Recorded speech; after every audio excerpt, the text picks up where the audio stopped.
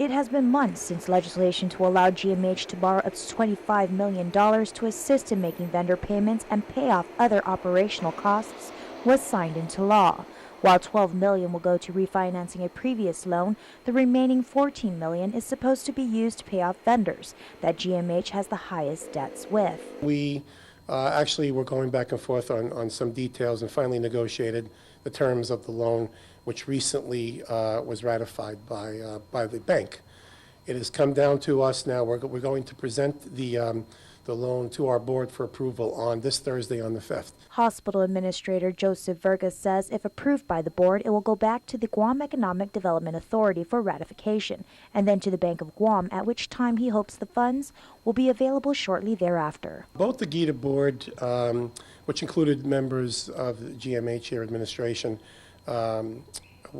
negotiated with the Bank of Guam, who was the major responder to the RFP for the loan. And we actually were going back and forth on some details and finally negotiated the terms of the loan. And while Committee Chair on Health Senator Dennis Rodriguez Jr. has been told that once the debt is paid down, these funds, in addition to the funds received from gaming taxes, will put GMH in the clear and ensure the large accumulation of debt does not happen again. Verga, however, is not so quick to say the same. $14 million is not going to wipe out the entire loan, but that will wipe out several large vendors like Perry Point that in fact threatened our Medicare money and continues to be threatened unless we pay that off. There are a few debts that, for example, GMH owes rev and tax for the Gov Guam, and we're working with the legislature to work out a deal whereby those debts are forgiven and wiped out as well. Vergas says GMH is focusing on paying off vendors they owe the most to.